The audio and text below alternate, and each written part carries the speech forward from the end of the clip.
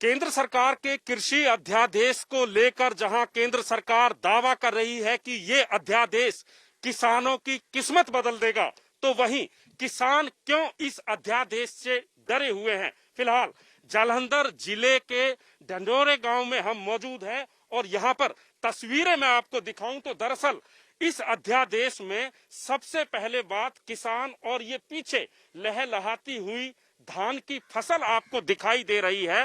तो इस फसल से अगर मैं कैमरे को घुमा के थोड़ा सा इधर ले जाता हूं तो इस फसल के साथ साथ वो मंडी दिखाई दे रही है जहां पर आड़ती बैठते हैं और किसान अपनी इस फसल को बेचने के लिए यहां पर लाता है। और इस अध्यादेश में जो कंफ्यूजन है, जो भ्रांति है, वो दरअसल ये बनी हुई है कि जो ये आढ़त सिस्टम है ये बिल्कुल खत्म हो जाएगा और किसान कह रहे हैं कि कॉन्ट्रैक्टिंग फार्मा यानी कि ठेकेदारी प्रथा अब कहीं ना कहीं किसानों के लिए शुरू हो जाएगी और इससे किसान डरे हुए हैं, सहमे हुए हैं। आप भारतीय किसान यूनियन से जुड़े हुए हैं, लगातार धरने प्रदर्शन कर रहे हैं, दिक्कत क्या है इस बिल से? आपको डर किस बात का है?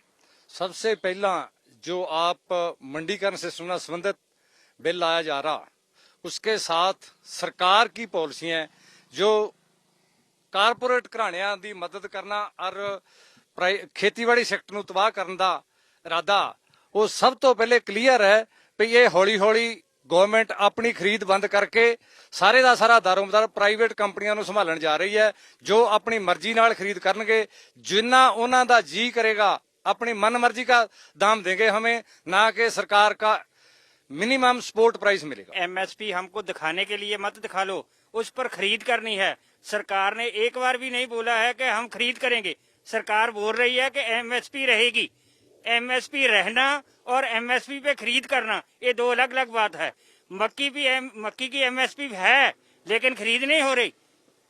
आलू की एमएसपी कभी भी नहीं होती है और बहुत सारी आपको जिन्स है जिसकी एमएसपी मिलेगी लेकिन उसकी खरीद नहीं हो रही। ये बिल्कुल एक दो अलग अलग बात है।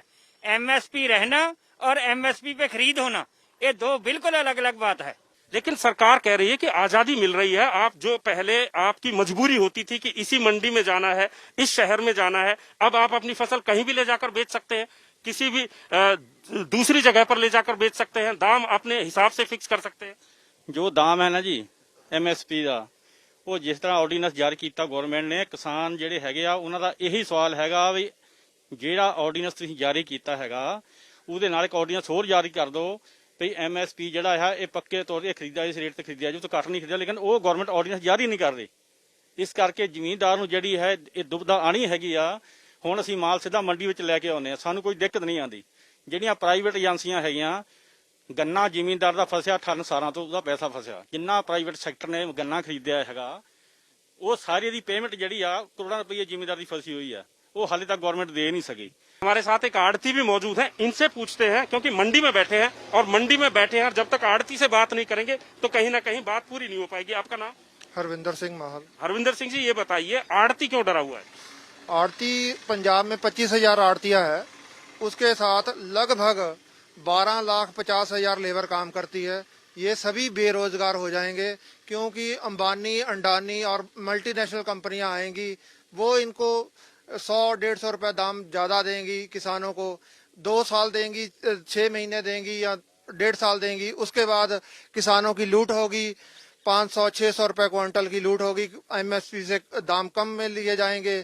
और हमारा किसानों के साथ 9 मास का रिश्ता है, इसलिए हम किसानों के को समर्थन करते हैं और हमारा व्यापार भी खत्म कर देगी। तो सरकार भले ही कितने दावे करे, कितने ही किसानों के साथ वादे करे, लेकिन फिलहाल स्थिति ये है कि किसान कहीं ना कहीं कंफ्यूजन में है, डरा हुआ है, तरह तरह की भ्रांतियां हैं और लग ऐसा रहा है कि कृषि अध्यादेश से कहीं ना कहीं किसान की फिलहाल तसल्ली नहीं हो रही है और कंफ्यूजन और भ्रांतियां लगातार बढ़ती जा रही हैं।